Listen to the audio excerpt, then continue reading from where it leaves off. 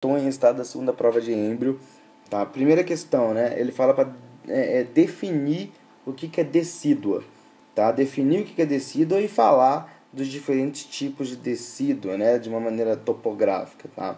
Então, beleza, vamos lá definir o que é decídua, né? Acho que uma boa definição para decídua é uma diferenciação histológica, tá? Do endométrio gestacional. Tá bom? Você tem um endométrio em período de gestação, ele sofre uma diferenciação histológica chamada reação decidual, tá bom? E se transforma nos diferentes tipos de decídua, tá? Essa diferenciação ela ocorre a partir dos fibroblastos, né, que começam a acumular glicogênio e lipídios, ok?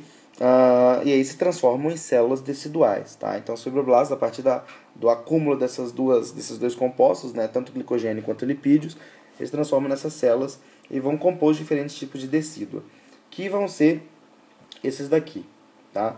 Primeiro você tem a decídua entre o complexo embrionário aqui, tá bom? E a luz do útero, tá? Você vai ter essa decídua aqui em vermelho, tá? Que é a decídua capsular, tá? Bom, entre o complexo embrionário e a parede posterior do útero, você vai ter a decídua basal, tá bom?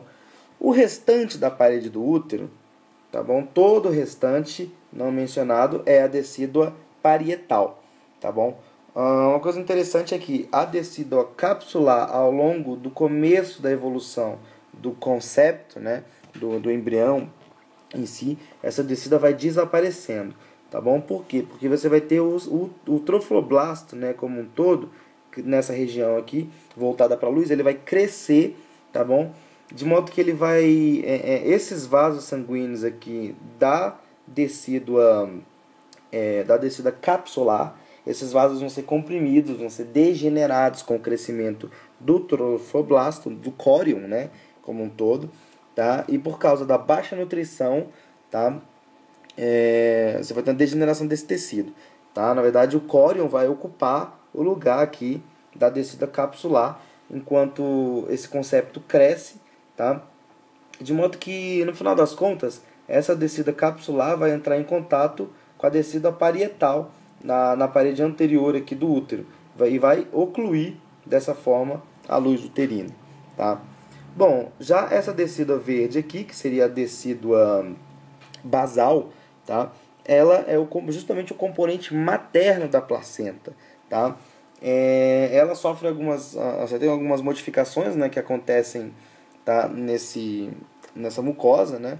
Na mucosa uterina como um todo, para poder receber, né, o concepto, tipo a maior vascularização, né? Ou a troca do tipo de colágeno, a modificação nas proteínas de colágeno, né, de modo a afrouxar as células e receber, né, o sincício trofoblasto e tal, tá? Essa decídua basal, ela vai colaborar, né, com a vascularização aqui do córion, tá? De modo que os seus vasos vão desembocar o sangue para dentro das lacunas trofoblásticas, né, que vão sendo formadas à medida que o córion vai evoluindo, ok? Bom, então esses são os tipos de decídua, ok? Bom,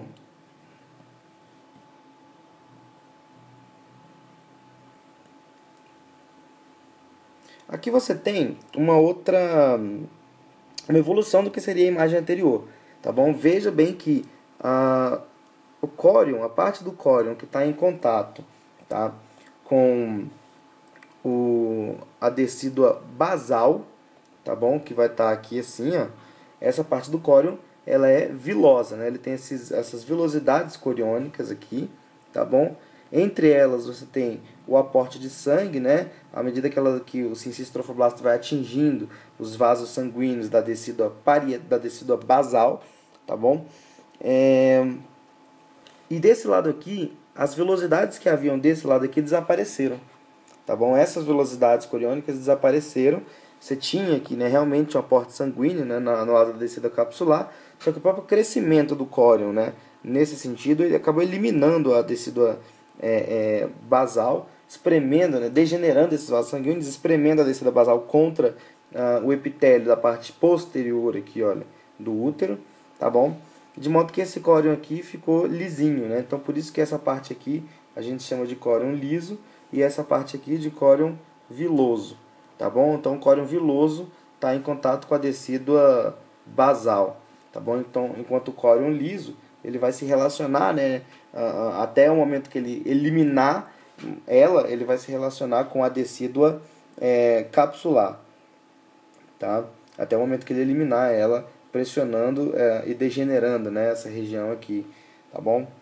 Ok, e isso foi basicamente um complemento, né? Porque aí você vai para a terceira, para a segunda questão, né, que a gente vai analisar aqui, que seria a descrição, né, das velocidades coriônicas, tá? Os diferentes tipos de velocidades do ponto de vista histológico e do ponto de vista anatômico, né? Bom, do ponto de vista anatômico é muito simples, tá? Você tem as velocidades principais aqui, né, essas daqui grandonas, que são as velocidades tronco, tá? As velocidades tronco, tá? Essas velocidades tronco, elas vão, a grande função delas é ancorar, tá bom, o córion na mucosa uterina, tá bom? E você vai ter um outro tipo de velocidade aqui que não está sendo mostrado aqui nessa figura, que são algumas ramificações, né, dessas velocidades aqui, tá vendo? Que vão surgir aqui, olha, lateralmente, tá? Essas ramificações aqui menorzinhas, tá? A gente chama de velocidades livres, tá? Elas não estão ancoradas, né, necessariamente aqui na placa coriônica, tá bom? Elas vão ser velocidades livres. Uma característica delas é que quando o sangue chega, né, quando o sangue chega aqui de uma maneira com uma pressão alta, essas velocidades balançam, né? Então elas realmente são velocidades livres, ok? Bom, agora os diferentes tipos de velocidade do ponto de vista histológico, né? Você pega uma velocidade dessa aqui e corta nesse sentido, tá bom? Aí, dependendo do que aparecer, você classifica ela em como primária, secundária ou terciária. Sendo que a velocidade primária, ela é essa aqui, tá? A velocidade primária. Qual é a característica dela? Você tem uma projeção dessas células aqui pretinhas, ó, do citotrofoblasto. Elas vão se projetar, olha, ascendendo, tá? Em direção à mucosa uterina, tá? Ok, você tem essa projeção. O nome disso aqui, né, dessa parte aqui, dessa coluninha, né, a coluna celular citotrofoblástica, tá? E essa projeção ela vai uma hora extrapolar, né, os limites aqui do sincício trofoblasto e vai se posicionar aqui superficialmente, tá bom? Ao córion, né, que vai formar o revestimento citotrofoblástico externo. Esse revestimento vai servir como uma maneira de ancorar, tá, o córion na mucosa uterina, tá? Funciona como se fosse uma colinha. Então essa é basicamente a característica aqui quando você faz um corte nesse sentido, né, numa velocidade primária. Veja só aqui o sincício trofoblasto, tá? E as células aqui, olha, da coluna celular citotrofoblástica, né, que é essa projeção das células do citotrofoblasto dentro da coluna da velocidade coriônica aqui, tá? Bom, isso aqui seria o sangue materno, tá? Então você tem aqui uma membrana placentária, que é basicamente o sincício trofoblasto e as células do... Na verdade, eu estou falando aqui membrana placentária, mas sendo que não tem vaso sanguíneo fetal aqui dentro, né? Então não faz nem sentido falar sobre isso. Enfim, esse tipo de velocidade aqui está presente também voltado para a decídua capsular, tá bom? Ele também está voltado para a descida capsular, que é essa aqui, olha, tá vendo? Isso aqui são velocidades primárias. Essas velocidades primárias vão se extinguir à medida que o córion que está em contato com a descida capsular for evoluindo, tá? Crescendo e espremendo a descida capsular. Bom, essas velocidades vão sumir, né? E do outro lado, voltado para a decídua basal, você vai ter o desenvolvimento das velocidades. Não, da segunda prova, ela diz respeito à implantação ectópica do concepto, né? Vamos lá, vamos pensar, tá? esse aqui seria um ovário, né? E o caminho do ovócito ou do concepto, né, seria basicamente esse aqui, né? Implantou na parede posterior, desceu pela vagina para nascer, né? Vamos pensar nesse caminho então, tá bom? Primeiramente, ele pode ser fecundado aqui no próprio ovário, tá? Esse treco aqui não vai ter, tá? Esse treco aqui não adianta nada, não vai desenvolver uma gravidez ovariana, tá bom? Por quê? Porque no começo o concepto ele necessita de uma nutrição que a gente chama de histotrófica, né? Mais especificamente uma nutrição histopoética, que é uma nutrição obtida através da difusão de nutrientes, né? Que são secretados pela própria tuba uterina. Então, se ele está aqui no ovário, não está nem na tuba uterina, ele não tem essa nutrição histopoética, né? Então, esse treco não vai para frente, tá? Segundo, aqui na tuba, né? Próximo lugar onde ele vai. Tá bom, a gravidez tubária, ela da implantação ectópica, né? Primeiro de tudo, só definir implantação ectópica, né? É quando o concepto se implanta em qualquer lugar que não seja na parede do útero, tá bom? Ok, aí a implantação ectópica, a gravidez ectópica na tuba, né? A gravidez tubária, a enorme parte das gravidezes, enorme proporção das gravidezes ectópicas são tubárias. Tá? Elas podem ocorrer aqui nas fímbrias, podem ocorrer no istmo, pode ocorrer aqui no corpo da tuba uterina. É mais comum ocorrer na ampola da tuba uterina, tá bom? Bom, essa gravidez é péssima, né? Você tem o crescimento aqui do concepto, né? Podendo causar hemorragias, né, na tuba uterina, que podem levar até a morte, sabe? Na real, a solução para isso é você tirar a tuba uterina, né? Para poder preservar a mãe, tá? Bom, ela pode ser causada pelo próprio estreitamento aqui, né? Pelo estreitamento aqui da luz da tuba uterina, né? Você tem uma gravidez tubária, tá bom? Esse estreitamento poderia ser por resultado de uma endometriose, né? Por exemplo. Então, quem teve tuberculose, então, principalmente se você teve um histórico de abortos, né? É mais comum que você tenha uma endometriose e é mais provável que você tenha uma gravidez tubária, né? Do que alguém que nunca sofreu nenhum aborto, por exemplo, tá? Pensando aqui nessa região ainda, vamos supor que é uma gravidez tubária aqui, tá? Que você tem uma ruptura aqui de uma gravidez tubária e esse treco caia na cavidade abdominal, tá? Ou então, sei lá, que essa oclusão aqui, essa endometriose cause, sei lá por que, um refluxo tubário e esse treco, sei lá, também caia na cavidade abdominal, tá?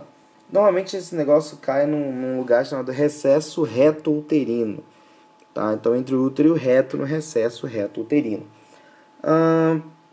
Bom, desenvolve, né, até um certo ponto, né, essa gravidez ectópica, que seria a gravidez abdominal, tá? Só que é uma merda, né, porque, cara, não é lugar de feto desenvolver, ele não tem as condições ideais de desenvolvimento, eventualmente ele vai morrer, tá? E o seu corpo, para proteger, tá? O seu organismo, para proteger o teu corpo de infecções, né, da putrefação daquele ser que cresceu ali no recesso reto uterino, ele vai calcificar, tá? Ele vai calcificar esse bichinho, tá bom? Formando um treco muito bizarro que a gente chama de litopédio, tá bom? Litopédio, que seria um termo aí equivalente a criança de pedra, né? Então é a criancinha que estava lá formando no recesso reto uterino que foi calcificada como defesa do teu organismo a um treco estranho que está na tua cavidade abdominal, tá? Na verdade, na sua cavidade pélvica, né? Enfim. Esse treco pode ficar dentro de uma mulher por anos, né? Muitos anos. Tem história aí de remoção de litopédios que ficaram 30 anos dentro da mulher. Enfim, é uma histórias bizarras, né, da medicina. Você pode ter uma gravidez ectópica também, mais para baixo, né? Se engravidar aqui na parede do útero ainda é tranquilo, né? Embora o local ideal seria a parede posterior. Agora, você pode ter uma gravidez no cérvix, né? Ou a gravidez vaginal, tá? Essas gravidezes aqui nessa região, cérvix ou o canal vaginal, elas têm a formação de uma coisa muito específica que é a placenta prévia, tá? A placenta prévia. Né? A placenta mal implantada, né? ela é mais suscetível a descolamentos, né? Não é muito bem aderida, né? De modo que ela pode ocluir, né? Ocluir o cérvix, né? Ou a vagina, ou tanto parcialmente quanto totalmente, tá? Então, esses são os lugares principais, né, onde ocorre gravidez ectópica, né? Então, na ampola da tuba uterina, na maioria das vezes, podendo ocorrer nas fímbrias ou no istmo também, tá bom? Se esse treco aqui cai no recesso reto abdominal, tá? Devido a um refluxo ou a uma ruptura da tuba, né? Você tem uma gravidez ectópica abdominal, com a formação do litopédio, tá? Se esse treco desenvolve aqui no cérvix ou na vagina, você tem a gravidez cervical ou vaginal, tá bom? Que gera a placenta prévia, ocluindo parcialmente ou integralmente, né, a luz do cérvix ou da vagina. Bom, essa é mais uma questão. Como é que se forma o pálato, né? Descreva a formação do pálato no adulto. Beleza. Tudo começa, tá, nessa visão aqui do embrião, que é uma visão relativa a aqui na formação, né? Já teve uma divisão aí do primeiro arco faríngeo, tá? Esse aqui seria o primeiro arco faríngeo, tá bom? Numa divisão aí, aí onde você tem, né, duas proeminências, basicamente, tá? Que seria a proeminência maxilar e a proeminência mandibular, tá bom? Ou processo maxilar e processo mandibular também, tá? Bom, esses processos aqui são essenciais na formação da face, né? Porque esses processos vão crescendo, né, nessa direção, um encontrando com o outro, né? Os processos maxilares, que são esses laranjas, vão formar a maxila, a parte do lábio superior, né? Desde a parte anterior da orelha, né? Enquanto o processo mandibular vai formar a mandíbula, o lábio inferior, né, como já dá para se deduzir, né? Bom, ok. Tendo se situado assim, mais ou menos onde é que isso aqui está, né, em termos de evolução embrionária, vamos começar então a descrever, tá? Bom, primeiro de tudo, você tem o surgimento de espessamentos, tá, do ectoderma, né? Na verdade, que corresponde a centros de proliferação mesenquimal, que são essas bolinhas aqui. Tá? Elas são centros de proliferação mesenquimal, chamados de placódios. Tá? De placódios. Esses daqui são os placódios olfatórios. Tá bom? Esses aqui são os placódios olfatórios. Esses placódios surgem a partir da indução de vesículas encefálicas. As vesículas encefálicas, elas induzem a formação desses centros de proliferação mesenquimal, ok? Bom, ok, você tem esses dois centros aqui e eles vão começar a se diferenciar, tá bom? Cada um aqui vai se diferenciar, formando os processos nasais, dando uma figura mais ou menos assim, ó. Tá bom? Olha só, você tem os placódios olfatórios já diferenciados. Esse buraco aqui seria a fosseta olfatória, tá bom? Fosseta olfatória, tá? Em verde, né? Em verde você tem os processos nasais mediais, que são esses daqui, tá bom?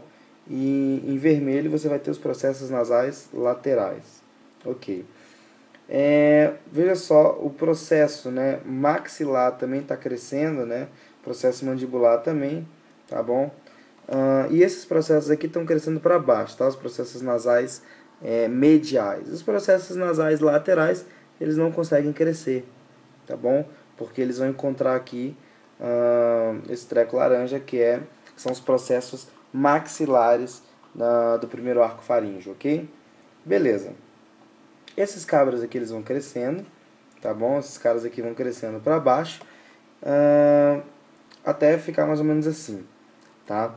Você vai ver aí que você vai ter os processos nasais mediais, tá bom? Os processos nasais mediais fundidos, a parte posterior deles, tá bom? A parte posterior desses caras vai formar o que? O septo nasal, tá? Septo nasal, ok? Parte posterior desses caras. Deixa eu ver o que mais. Beleza. E a parte mais anterior deles vai formar um triângulozinho, tá bom? Um triângulozinho que é bastante importante, tá? Chama segmento intermaxilar, que vai ficar mais ou menos aqui, tá? Ele vai ter formato de palheta, né? Um treco mais ou menos assim, né? Tá? Esse aí vai ser o segmento intermaxilar, ok? Segmento intermaxilar. Bom, e você vai ter a fusão, né, olha, do processo maxilar e do processo mandibular, que vai determinar o grau de abertura da boca, tá? Eu estou considerando que esse buraco aqui seja o estomodeu, tá bom? Ok, daí o que vai acontecer? Se você pegar e fizer um corte nesse sentido aqui, você vai encontrar a seguinte disposição, tá? Aqui é o processo maxilar, tá bom? Aqui é o segmento intermaxilar, tá? Entre um processo e outro maxilar, né? Você tem o segmento intermaxilar, tá? Essa parte aqui mais posterior do segmento intermaxilar é o que a gente vai chamar de palato primário, ok? Então esse aqui é o palato primário. Ok. Beleza. Essa parte aqui, né, essa parte ondulada aqui, a gente chama de filtro do lábio, né, que esse aqui seria o lábio superior, né, e essa parte aqui, o último, a gente chama de pré-maxila, tá? Ok, mas dana-se, isso não tem nada a ver com palato, né, o que importa é que esse aqui seria o palato primário, né. Beleza, essa cor aqui diferente, essa estrutura aqui em cor diferente, tá, de um lado e do outro, são centros de proliferação mesenquimal. Tá? É justamente o que é um placóide. Né? Um placóide é um centro de proliferação mesenquimal. Então você tem esses centros de proliferação de mesênquima, tá? Que vão começar a proliferar e crescer nesse sentido. Tá? Vão crescer nesse sentido aqui. Tá bom? Bom, eles vão formando umas prateleirinhas mesmo aqui assim. Tá bom? Vão formando aqui, ó, nesse sentido aqui, umas prateleirinhas que a gente chama de prateleiras palatinas, tá? Eles vão crescendo, crescendo, até que eles se fecham, tá? Eles vão se fechar e vão se encontrar aqui com a região do palato primário, tá bom? Então você tem esse crescimento aqui, até a hora que esses caras realmente vão se fechar, tá bom? Pronto, fechei eles aqui. E aí, você vai ter toda essa região aqui. Você vai ter aqui toda essa região, tá bom? Como sendo o palato, tá? O encontro aqui das duas prateleiras palatinas, tá? Aqui o encontro, né, das duas prateleiras palatinas aqui, a partir dos centros de proliferação mesenquimal, unindo aqui com o palato primário, né, que faz parte aí do segmento intermaxilar, tá bom? A parte mais posterior, né? Sendo que isso aqui seria um sentido anterior, isso aqui seria um sentido posterior. Ok, essa é basicamente a formação do palato. Se você for fazer um corte coronal, você vai ter basicamente essas estruturas aqui, ó. Tá? Um corte coronal, né, na região aí da proeminência frontonasal do embrião, tá? Isso aqui seriam, olha, as prateleiras palatinas. Isso aqui seria a língua, tá? Veja que elas estão, olha, indo em direção, crescendo uma em direção à outra, e você tem aí o crescimento do septo nasal, tá bom? Veja só que tem uma hora que elas vão se encontrar uma com a outra, tá bom? As duas prateleiras palatinas formando o palato, né? E você tem aí o septo nasal também se fundindo com o palato definitivo, tá bom? Então, se for recapitular, o palato surge a partir dos placódios olfatórios, tá bom? Que eles vão se proliferar, né? São centros de proliferação de mesênquima, se proliferam, tá? De modo que os processos nasais mediais que se formam crescem inferiormente, tá bom? Esse crescimento inferior e a posterior fusão, tá, com o processo maxilar, tá, do primeiro arco branquial, do primeiro arco faríngeo, né, vai formar o segmento intermaxilar. Tá bom? A parte posterior do segmento intermaxilar é o palato primário, né? O restante do palato é formado pelos centros de proliferação de mesênquima, tá? Aqui do processo maxilar do primeiro arco faríngeo, tá? Que crescem no sentido medial, se unindo, né? Unindo um ao outro e unindo aqui ao palato primário, tá? Esses processos, né, esse crescimento, né, do centro de proliferação de mesênquima chama-se prateleiras palatinas. Bom, essa é mais uma questão da prova.